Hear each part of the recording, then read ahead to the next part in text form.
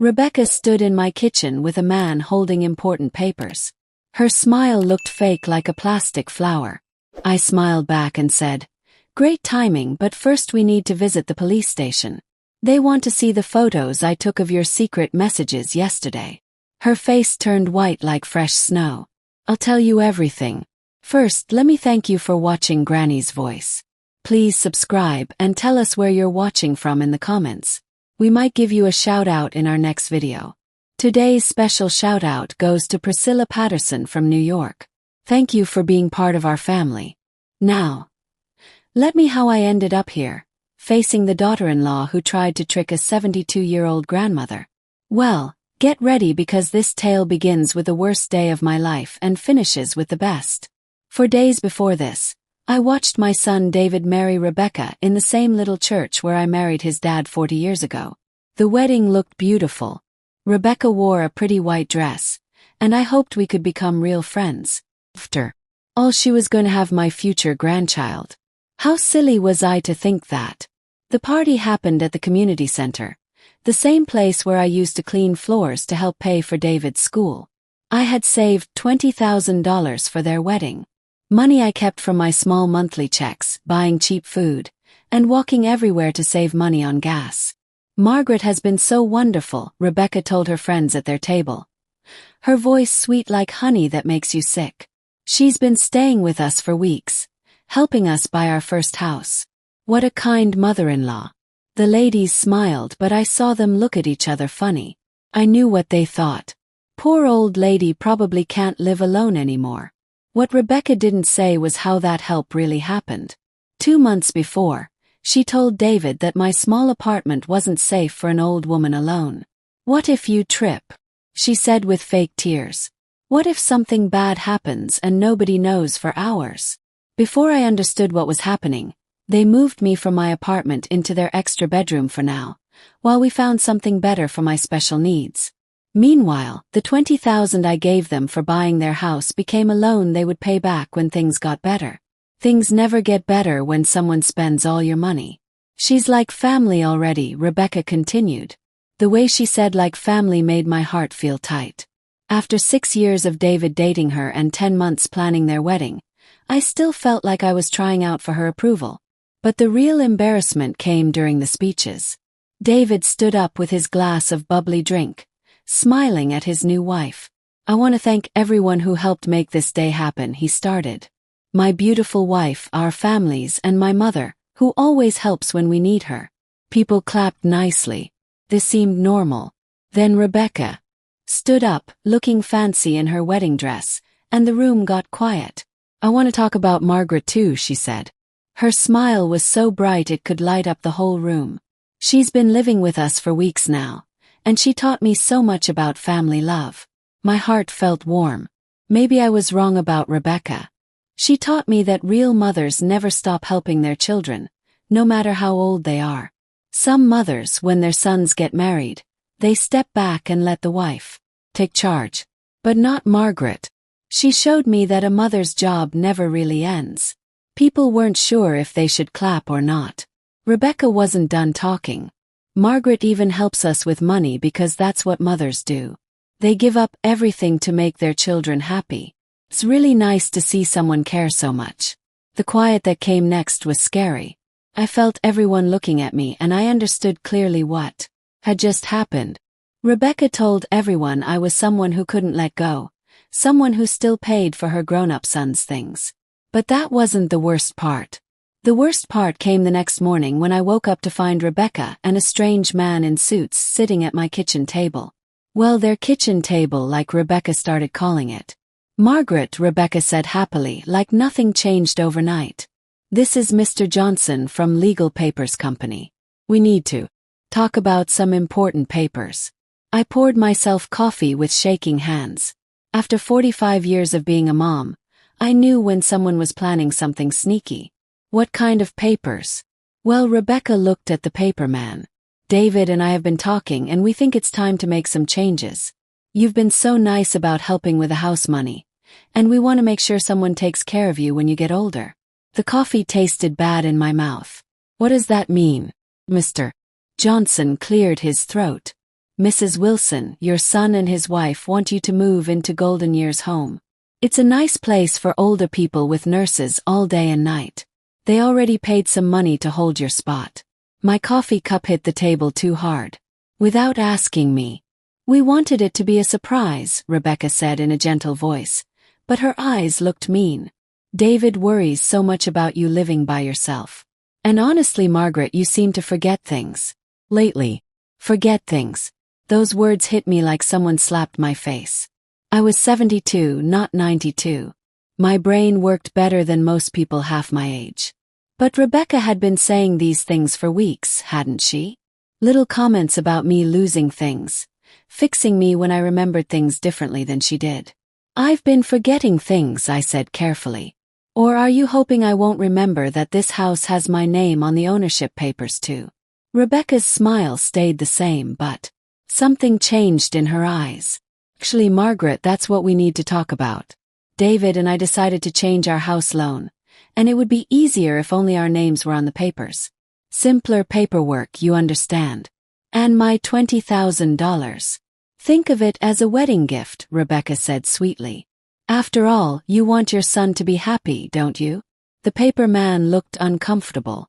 I saw him checking his watch, probably wondering how long this family fight would. He had no idea he was watching someone try to steal from me in bright daylight. Where's David? He asked. Shouldn't he be here for this talk? He's at the gym, Rebecca said quickly. All this money talk makes him nervous, so he thought it would be better if I handled it. You understand newlywed stress and all. Of course, David always ran away from hard conversations, especially about money. When he was 10 and wanted a bike, he wrote me a note instead of asking me face to face. When he crashed his car at 16, he had his girlfriend call me with the bad news. And now, at 38, he still sent other people to do his scary talks. Mrs. Wilson, the paperman said nicely, I need to tell you that these papers say you'd give up all rights to the house in exchange for having your nursing home paid for 1 year. 1 year. They wanted to buy me out of my own money for 1 year of old folks' home care. And after that, year, I asked. Rebecca lifted her shoulders like she didn't care. We'll figure that out when it happens. Maybe you'll get used to it by then. Maybe you'll like it so much you won't want to leave. I couldn't believe how mean she was being. They planned this whole thing, the wedding, the nice speech about family love, moving me into their house to make me need them, and now the final trick of taking away my money and freedom all at once. But here's something about not expecting much from someone. It only works if they don't see what you're doing. I need time to think about this, I said, standing up from the table. Rebecca's nice mask slipped for just a second. Margaret, Mr. Johnson has other meetings today. It would be much easier if we could just finish this now. I'm sure it would be, I said. But I'm not signing anything today. The paper man looked happy. Course, Mrs. Wilson, take all the time you need. These are big choices. After they left, I sat alone in the living room I helped decorate, looking at the walls I helped paint in the house I helped buy. Rebecca made one big mistake in her sneaky plan. She forgot that I'd been David's mother for 38 years, which meant I'd been dealing with his tricks and lies since before she was born, and I learned a few things about playing the long game. That afternoon, while Rebecca was out getting her nails done pretty again, I did something I hadn't done in months. Went through my own important papers. The documents I kept in the fireproof box that Rebecca said we should store somewhere safe in their bedroom closet. Funny how somewhere safe really meant somewhere Margaret can't reach without asking permission first. I found exactly what I needed. The original house papers showing both David's name and mine. The canceled check for $20,000 clearly marked house down payment, and most importantly the power papers that David asked me to sign 4 months ago. Rebecca showed me those papers as just in case something happens to you, Margaret, David could help manage your business without going to court. It's really normal for people your age. I read every word of those papers 5 times before signing them. What Rebecca didn't know was that I also had my lawyer add a very special rule, one that made the power papers only work if doctors said I couldn't think clearly anymore. In other words, if I was smart enough to handle my own business, the power papers meant nothing. And even though Rebecca wanted everyone to think otherwise, I was plenty smart. My phone buzzed with a message from David. Sorry I missed the meeting this morning. How did it go with the papers? I looked at that message for a long time. My son asking about signing away my rights and money through a text message like I was some business deal he could give to his wife to handle. Type back. We need to talk about it when you come home. His answer came right away. Actually, I'm staying at Mike's tonight. Wedding recovery time. You know how it is. Rebecca can tell me everything tomorrow. Wedding recovery. He'd been married less than 2 days and he was already staying away from home. Or maybe he was staying away from facing what they tried to do to me. That evening, Rebecca ordered Chinese food, and we ate without talking much. She seemed sure that I'd give in, that the pressure of time and her patient tricks would make me give up. Margaret, she said as we cleaned up the dishes, I hope you know that everything we're doing is because we love you. David worries all the time about your safety, your future. This plan would give him such peace. I'm sure it would, I said. Golden Years home really is nice. They have fun activities, social hours, even a book room. You'd make new friends, have people your own age to talk to. People my own age, like I'd somehow become too different from the rest of the world by getting older. Have you visited this place? Yes, of course. David and I looked at it last month. The workers are wonderful, and the rooms are quite big, much better for someone with your needs. My needs. There was that phrase again, like being 72 automatically made a list of special things that only Rebecca could see. What exactly are my needs, Rebecca? She looked surprised by the question. Well, senior needs, medical watching, social time with other older people, organized activities, the kind of help that becomes necessary as we get older. I nodded like I understood. And you decided that I need these things because, Margaret, you're almost 75. Living alone becomes harder at your age. We're just being careful ahead of time. Almost 75. I was 72 in 2 months, but Rebecca had been adding months and years to my age for weeks, like she was making me older faster. To push me toward being helpless. See, I said. And when did you and David decide that I was no longer able to make my own choices?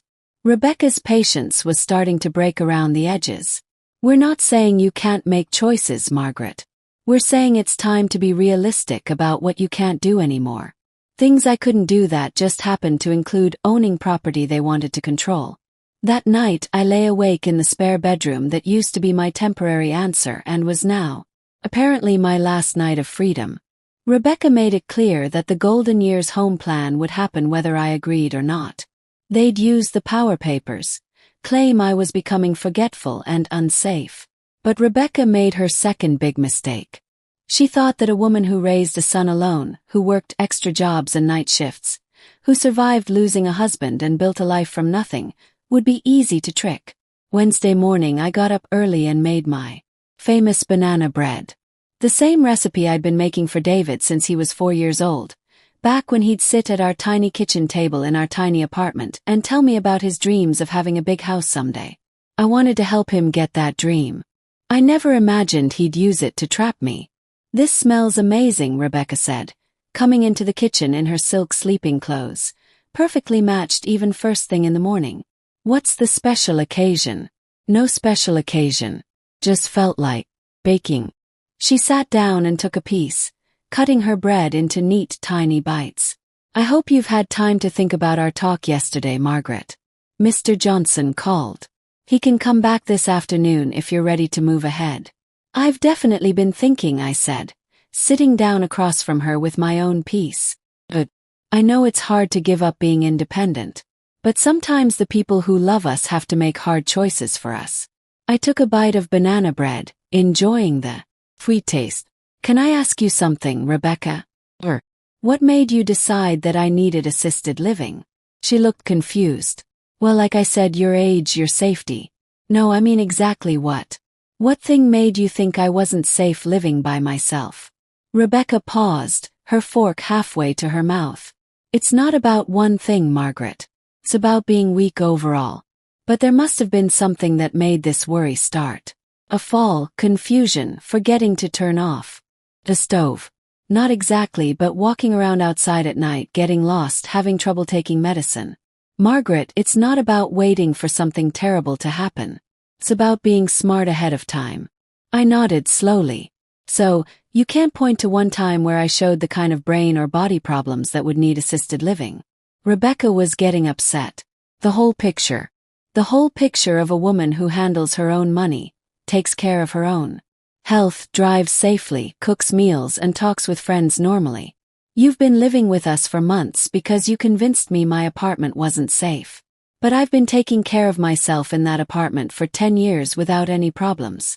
Rebecca put down her fork, her pleasant morning mood breaking. Margaret, I don't understand why you're making this so hard. We're trying to help you. Are you? I asked quietly. Or are you trying to help yourselves to my money? Quiet. That came next was so complete I could hear the refrigerator humming in the corner. How dare you? Rebecca whispered, her face turning red. How dare you say we're trying to steal from you? I'm not saying anyone is stealing. I'm asking a fair question.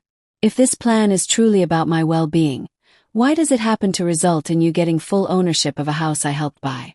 Rebecca stood up fast, her chair making noise against the floor.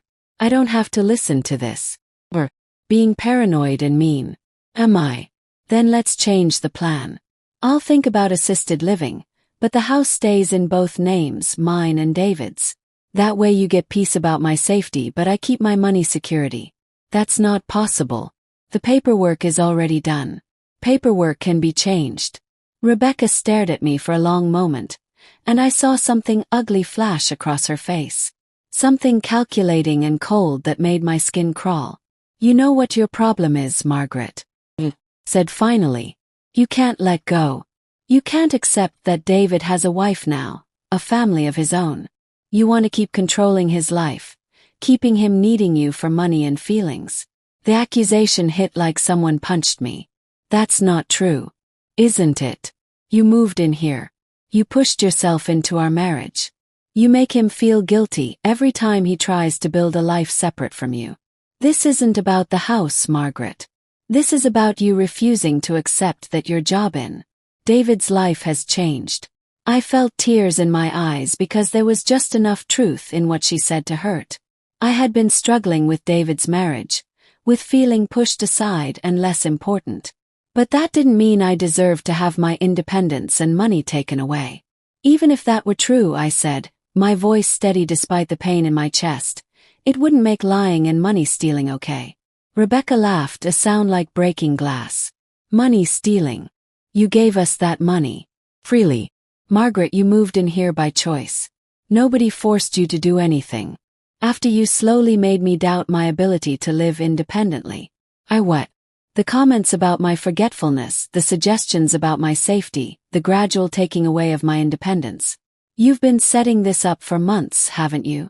Rebecca's face went very still. For just a moment, her mask slipped completely, and I saw the cold planning underneath. That's when I knew for certain that this wasn't about my well-being at all.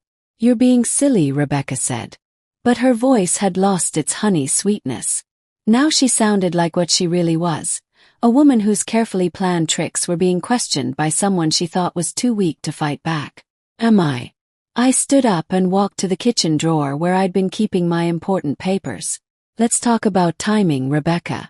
I pulled out a small notebook where I'd been tracking something very specific over the past 2 months. February 20th, I read out loud. You mentioned that I'd left the oven on after making breakfast. Except I'd made toast in the toaster, not used the oven at all. Rebecca's face showed nothing, but I could see her brain working hard behind her eyes. February 27th. You told David I'd forgotten our dinner plans and made other arrangements. Except we never had dinner plans. You'd cancelled on me that morning. I turned the page. March 5th. You suggested I was having trouble following conversations because I'd asked you to repeat something. What I'd actually asked was for you to speak louder because you were whispering. Margaret, I don't know what you think you're proving. March 21st. You mentioned to the neighbor that I'd gotten confused about what day it was. I'd asked if it was Monday or Tuesday because I'd lost track during my recovery from being sick, which you failed to mention to her. I could see Rebecca thinking, trying to figure out how much I knew, how much could prove. You've been building a case against my mental ability for months, I continued. Every small mistake, every normal senior moment, every time of being tired or sick. You've been writing it all down and showing it as proof of decline. You're being paranoid. Am I? Then why did you tell the wedding planner that I was getting confused about details when I simply disagreed with your choice of flowers? Rebecca was quiet now, her jaw tight. And why, I continued, did you tell David that I was becoming too focused on money matters when I asked reasonable questions about how my $20,000 was being spent? Because you were being inappropriate. Inappropriate how? By wanting to know what happened to my own money. Rebecca exploded. It's not your money anymore, Margaret. You gave it to us. You can't give someone a gift and then spend the rest of your life questioning how they use it. A gift. I laughed, but there was no humor in it. When exactly did my contribution to your house payment become a gift? Because I have the original paperwork right here. And it's very clearly written as a loan. I pulled out the folder I'd gotten from their bedroom closet, the one Rebecca thought was safely locked away from my forgetful old fingers. A loan that you and David agreed to pay back within 18 months with my name staying on the house papers as security until you paid me back completely. Rebecca went very pale. You weren't supposed to. David said he'd explained. David said a lot of things, but what matters is what's written down, isn't it? I spread the documents on the kitchen table like winning cards in a card game. Loan agreement, house deed with both names, power papers with mental ability rule. And my personal favorite, the email from you to David from 6 weeks ago. Rebecca's eyes went wide. What email? The one where you wrote, and I quote, "We need to move faster on the Margaret situation. She's asking too many questions about the money, and I'm worried she's going to cause problems with changing our house loan." The silence stretched between us like a deep canyon. You went through my private messages.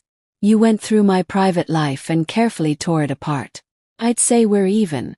Rebecca sat down hard, her perfect calmness finally breaking. You don't understand the pressure we're under, Margaret. The house payments, the wedding costs, the baby coming. You needed my money and my property, but not me.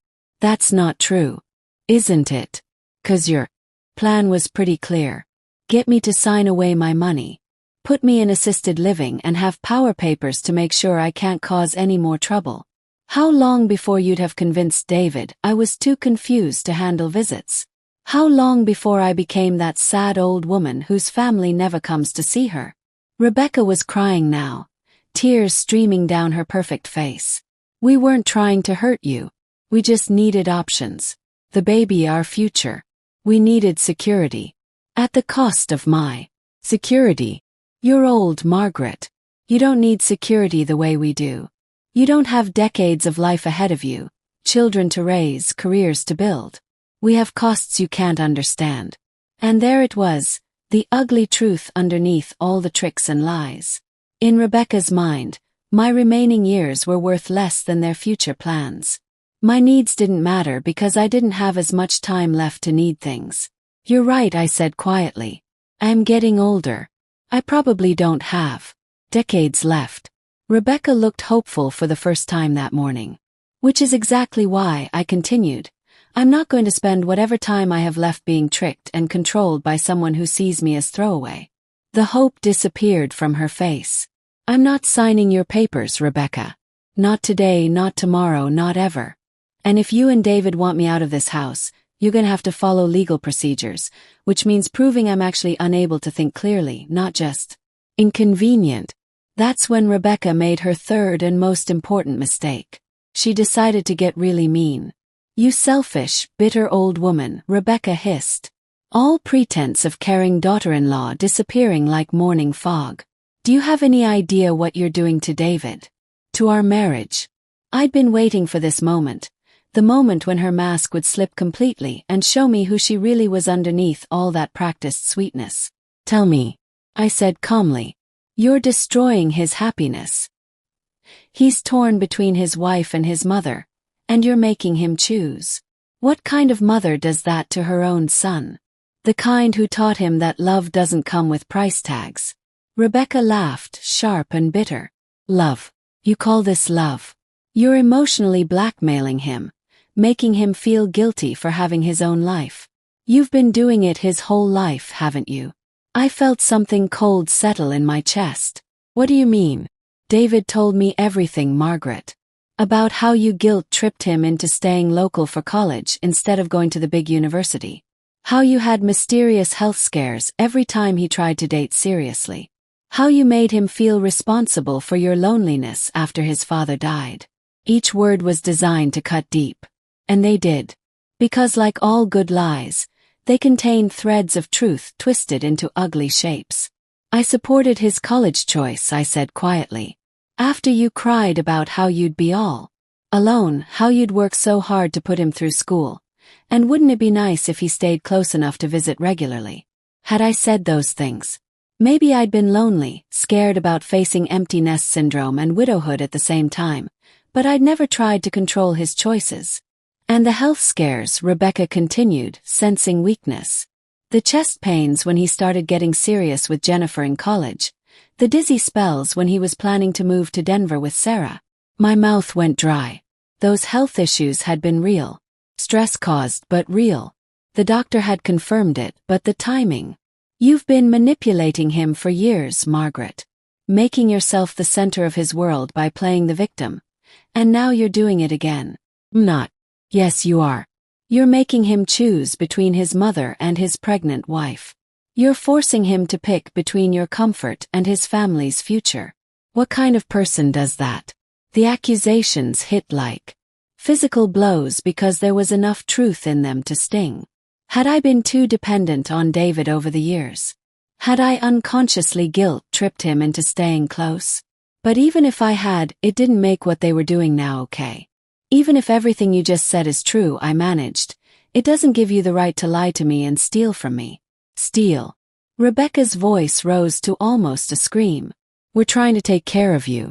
We're trying to make sure you have a safe place to live and medical care when you need it. By stealing my money and putting me in a place I never chose. By making sure you don't end up alone and helpless with no one to look after you. I'd rather be alone than be with people who see me as a burden to be managed. That's when Rebecca showed me exactly how much she'd been holding back. Fine, she said, her voice deadly calm. You want to play hardball, Margaret? Let's play hardball. You have 24 hours to change your mind.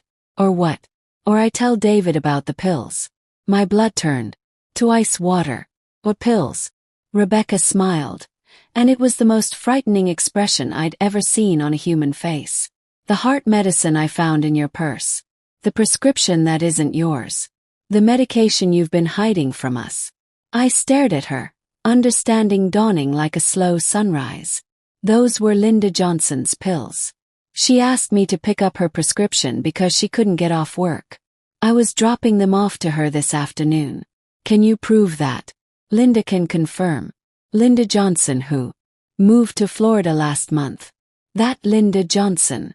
The room spun slightly. Linda had moved, yes, but she'd asked me to pick up her prescription as a favor before she left to save her a trip to the pharmacy. The pills were still in my purse because I'd forgotten to give them to her before she moved. You're going to claim I'm abusing prescription medication that isn't mine. I'm going to express concern about your judgment and your potential addiction issues, combined with your recent paranoid accusations about financial theft, your documented confusion and memory problems, and your increasingly strange behavior. She let the threat hang in the air between us. David will have no choice but to pursue legal guardianship for your own protection. I sat down heavily, the full scope of her manipulation finally becoming clear. She hadn't just been building a case for assisted living. She'd been building a case for complete legal control over my life. You planned this, I whispered. Plan for possibilities, Rebecca replied coolly. I hoped you'd be reasonable, but I prepared for the chance that you'd be difficult. David would never. David will do whatever it takes to protect his family. And I'm his family now, Margaret. You're just the woman who raised him. The cruelty in that statement took my breath away. Now Rebecca continued, checking her watch. Mr. Johnson will be here at 2 o'clock. You can sign the papers voluntarily and move to Golden Years Home with dignity, or you can Fight it and find yourself declared incompetent by a court. She started to leave the kitchen, then paused at the doorway. Oh, and Margaret, if you even think about trying to tell David your version of this conversation, remember that you're a confused old woman with a drug problem and paranoid delusions. Who do you think he's going to believe? His pregnant wife or his increasingly unstable mother? After she left, I sat alone in the kitchen where I'd made banana bread that morning like it was any other day. But everything had changed.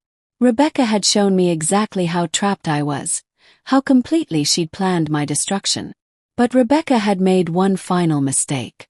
She'd forgotten that I'd had 38 years to learn about my son's personality, his patterns, his weaknesses, and I'd had 38 years to learn about patience, planning, and the art of the long game. At exactly 1:45 p.m., Mr. Johnson arrived with his briefcase and his official papers.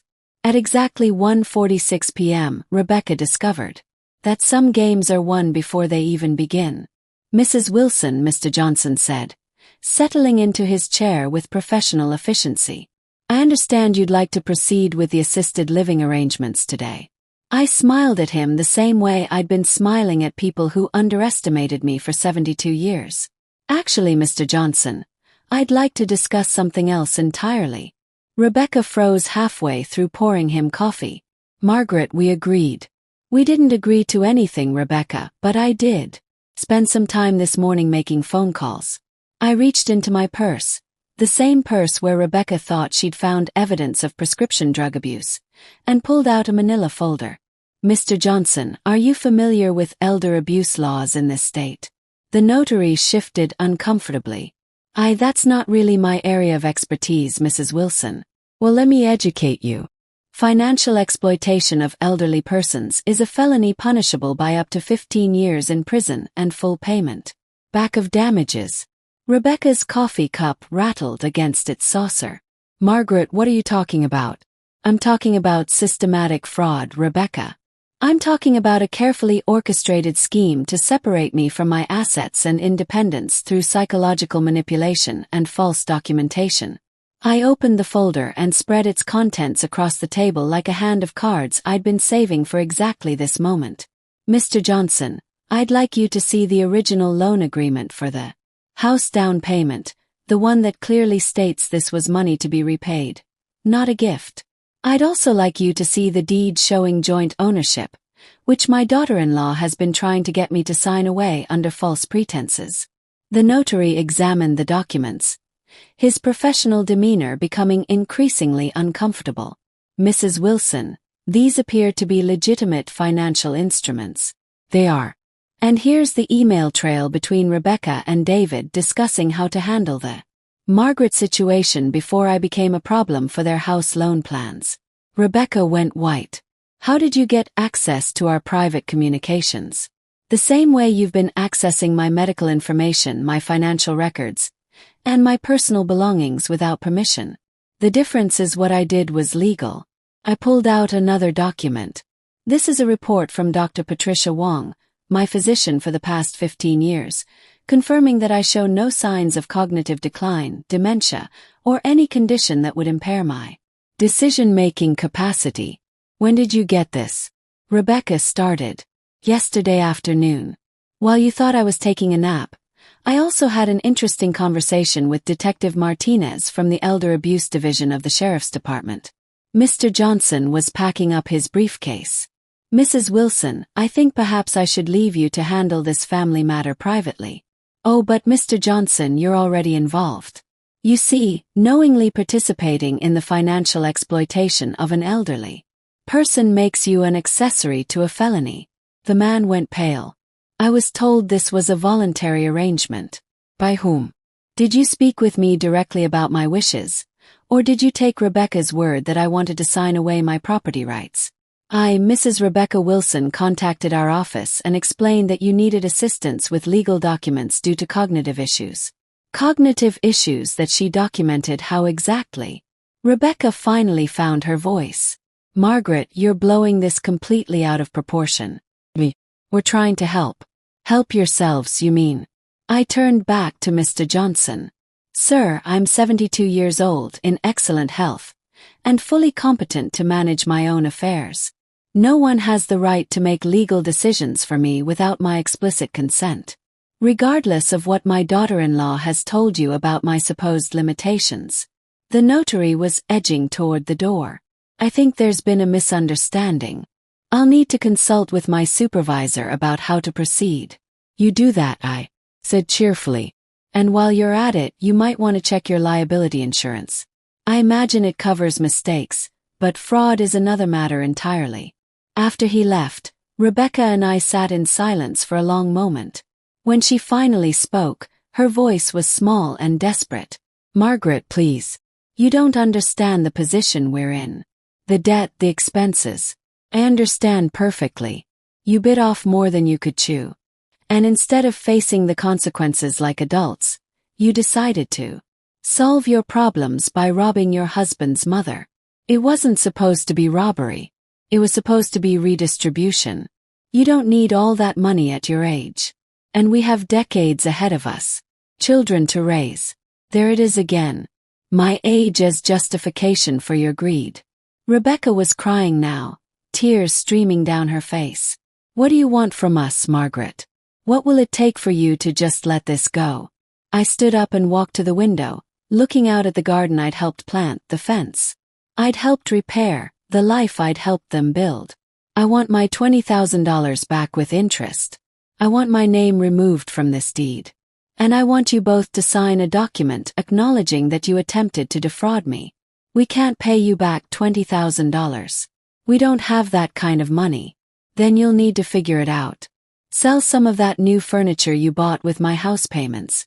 Cancel your Hawaii vacation, get a second job. And if we refuse, I turned back to face her and I let her see exactly how much steel was underneath my pleasant grandmother exterior.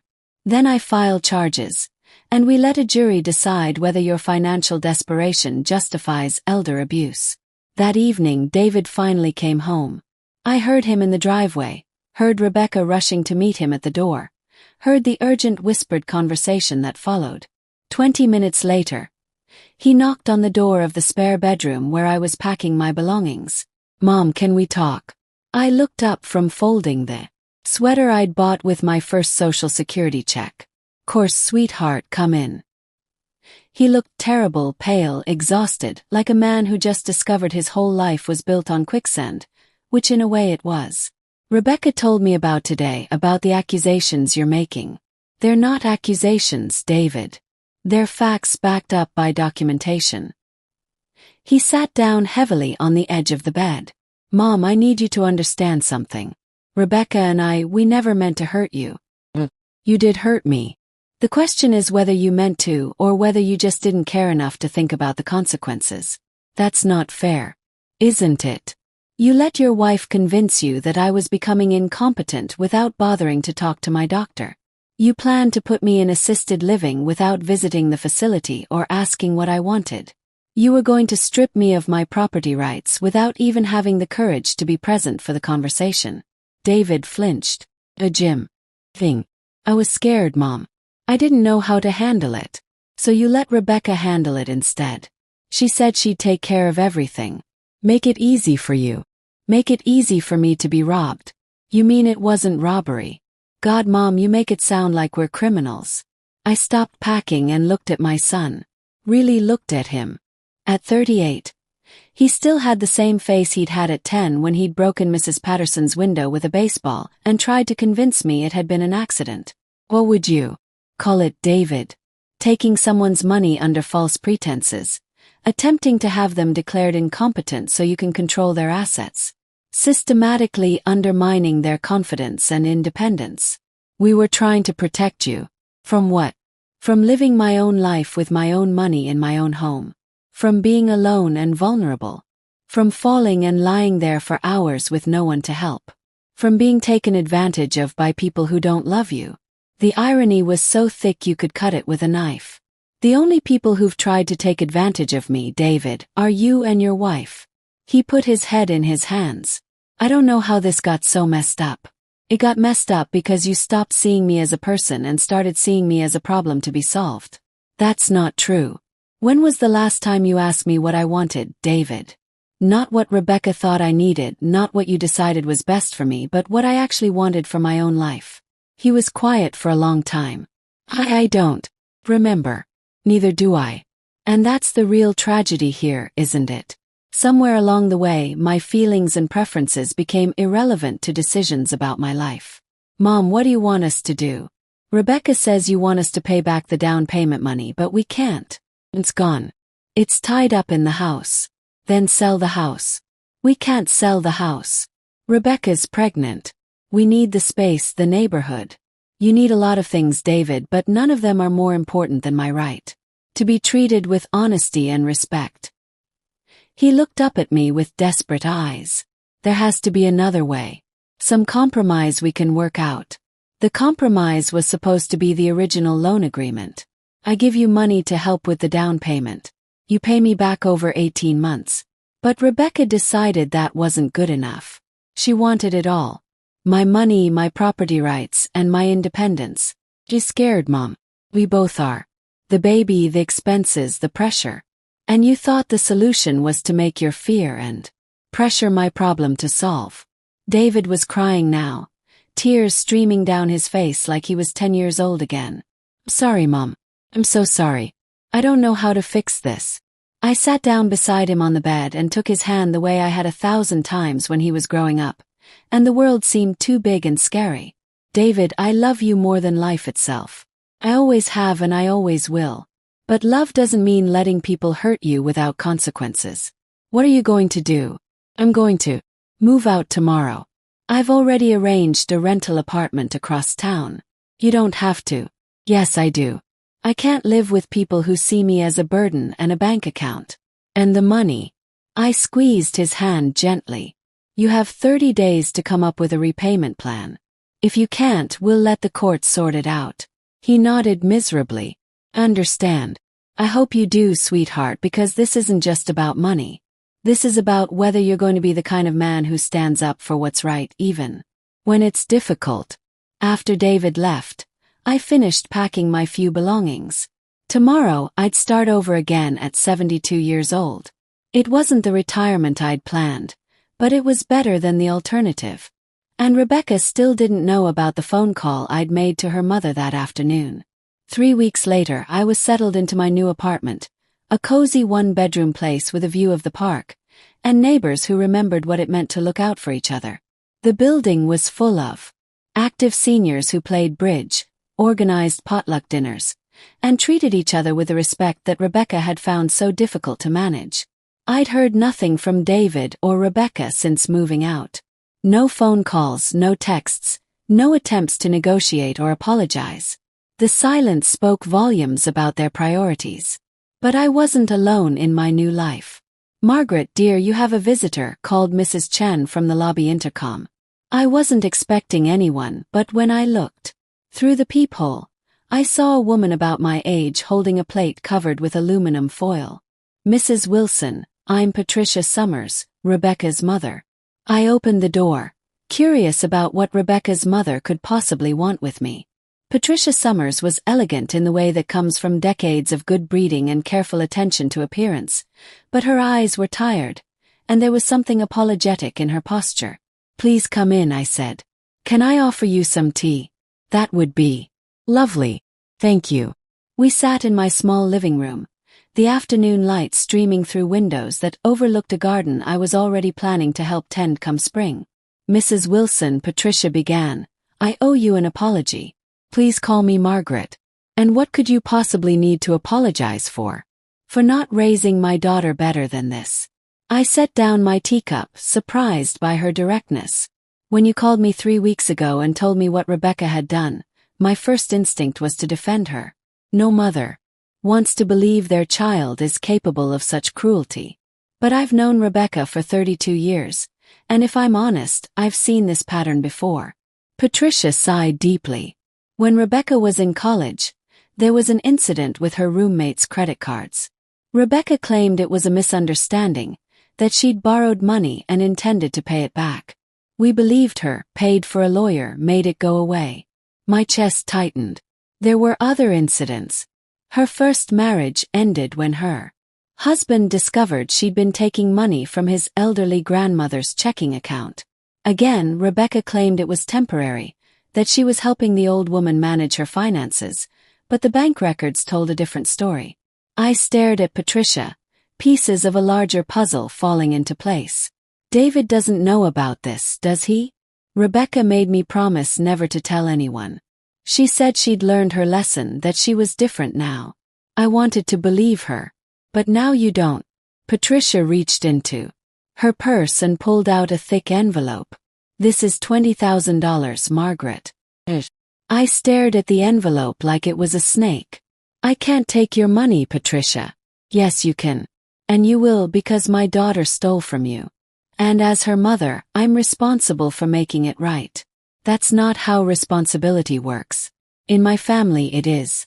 My husband built a successful business by believing that integrity isn't negotiable. I failed to teach that lesson to Rebecca, but I won't compound that failure by letting her victim suffer for my mistakes. I felt tears sting my eyes. This is incredibly generous, but what about David?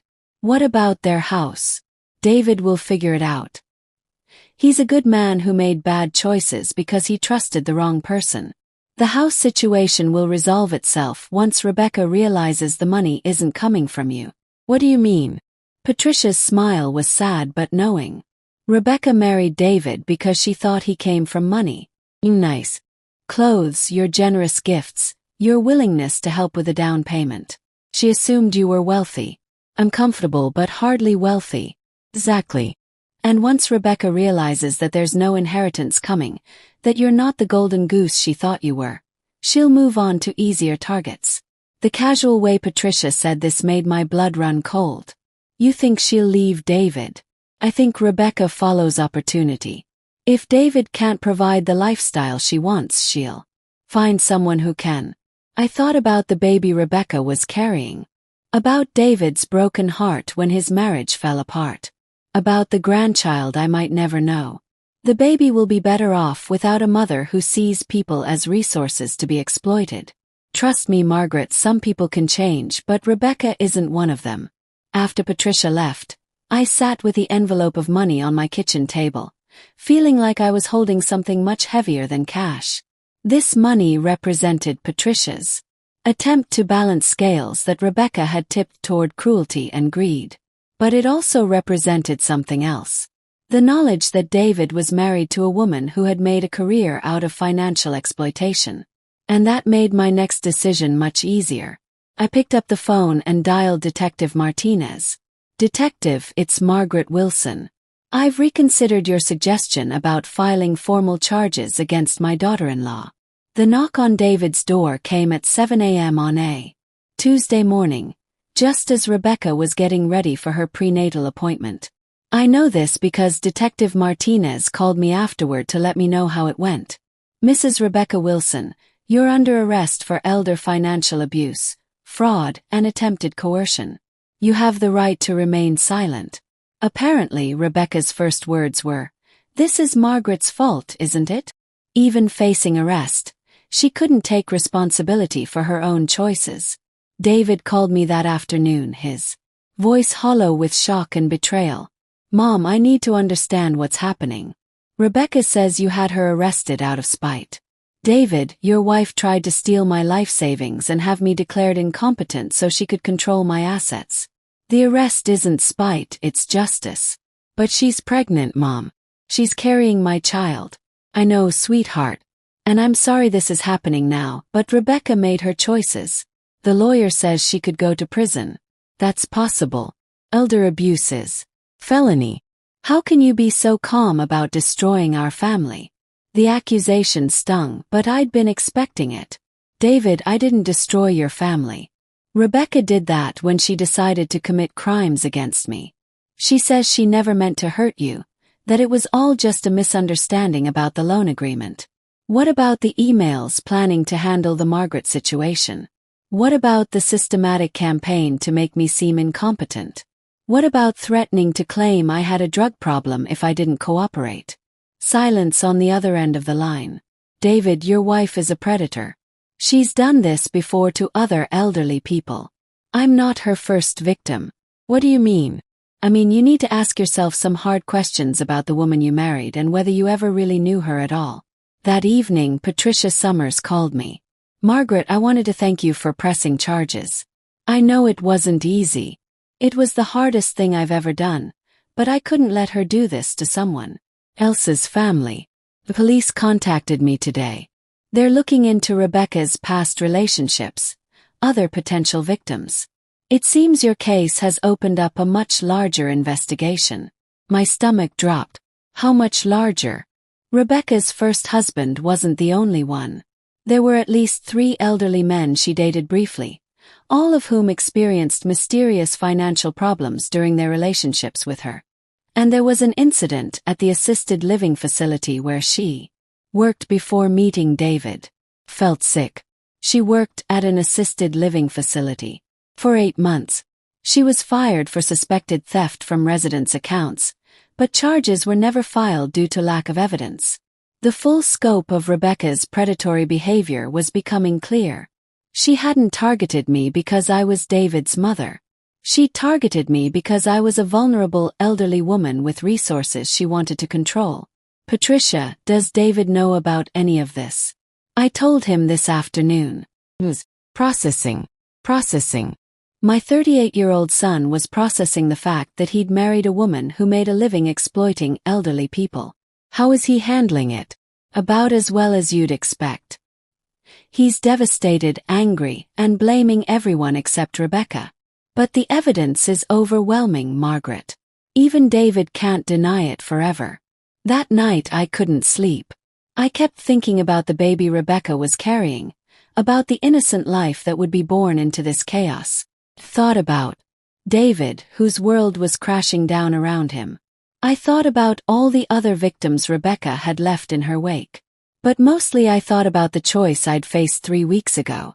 Let Rebecca get away with her crimes or fight back and face the consequences. Chosen to fight. And while that choice would have ripple effects for years to come, it was the right choice. Because sometimes when you're dealing with people who see kindness as weakness, the most loving thing you can do is set boundaries with consequences attached. My phone rang at midnight. David's name on the caller ID. Mom. I'm here, sweetheart. Sorry. His voice was broken, raw with pain and regret. I'm so sorry for everything. For not believing you, for not protecting you, for choosing her over you. David, you don't have to choose between us. You just have to choose between right and wrong. I think I might lose everything, Mom. The house, my marriage, my family. Maybe. But you'll still have the most important thing. What's that? Your integrity. And the chance to be the kind of man your father would be proud of. He cried then, deep sobs that came from somewhere primal and broken. And I cried with him for the innocence we'd both lost, for the family we'd thought we were building, for the grandchild who would grow up in the shadow of this betrayal. But beneath the grief there was something else. Relief. Because for the first time in months my son was seeing clearly, and that meant there was still hope for us both. 6 months later, I stood in the courthouse watching Rebecca plead guilty to 3 counts of elder financial abuse. She looked different, smaller somehow, without the designer clothes and professional makeup that had been part of her costume. David sat 2 rows behind me with Patricia Summers. He'd filed for divorce 3 weeks after Rebecca's arrest when the full scope of her criminal history became public. The baby, a little girl, had been born healthy despite the stress of her mother's legal troubles. Your Honor, Rebecca's lawyer said, my client deeply regrets her actions and asks the court's mercy in consideration of her circumstances as a new mother. Judge Rodriguez looked unimpressed. Mrs. Wilson, you systematically targeted vulnerable elderly individuals for financial exploitation. Your actions weren't momentary lapses in judgment. They were part of a calculated pattern of abuse spanning several years. Rebecca started crying. The same manipulative tears she'd used on David and me for months. Mrs. Wilson, you've pleaded guilty to defrauding Mrs. Margaret Wilson of $20,000, attempting to coerce her into signing away property rights, and making false statements about her mental capacity. The court sentences you to 24 months in state prison, followed by 3 years of probation and full restitution to the victim. 24 months. It seemed like such a short time for the damage she'd caused, but it was more than I'd expected. After the sentencing, David and I walked outside together into the spring sunshine. "How do you feel?" he asked. "Tired," I admitted, "but also free. I keep thinking about the baby, about Emma growing up knowing her mother is in prison." Emma. They'd named her Emma Margaret Wilson. David's attempt to honor me despite everything that had happened.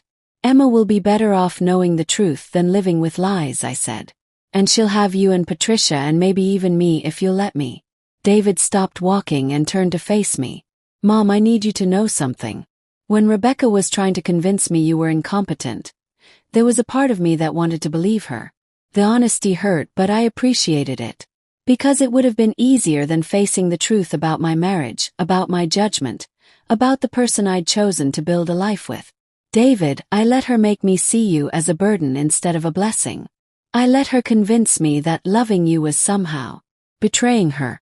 I chose comfort over courage, and it nearly cost me everything that actually matters."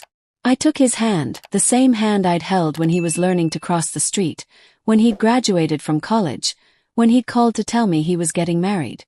"We all make mistakes, sweetheart. The question is what we do with the lessons they teach us. What I learned is that my mother is the strongest, smartest, most resilient woman I've ever known. And I'm sorry it took me this long to remember that." 3 weeks later, David brought Emma to visit me in my apartment. She was beautiful, dark hair like her father, Patricia's elegant nose, and eyes that seemed to see everything. "She's perfect," I whispered, holding my granddaughter for the first time.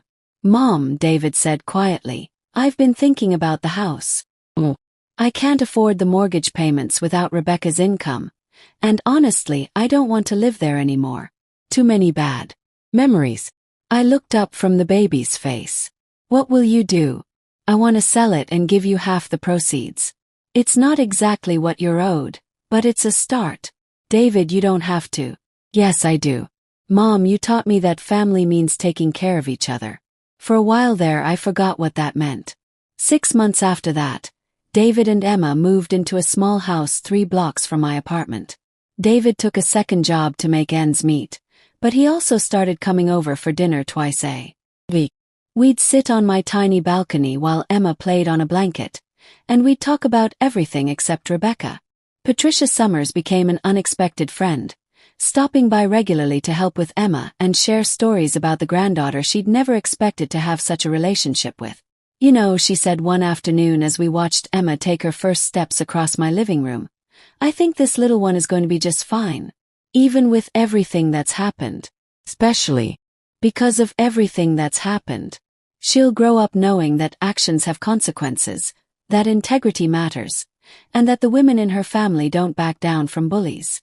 I smiled, thinking about the letter I'd written to Emma, one she wouldn't read until she was old enough to understand.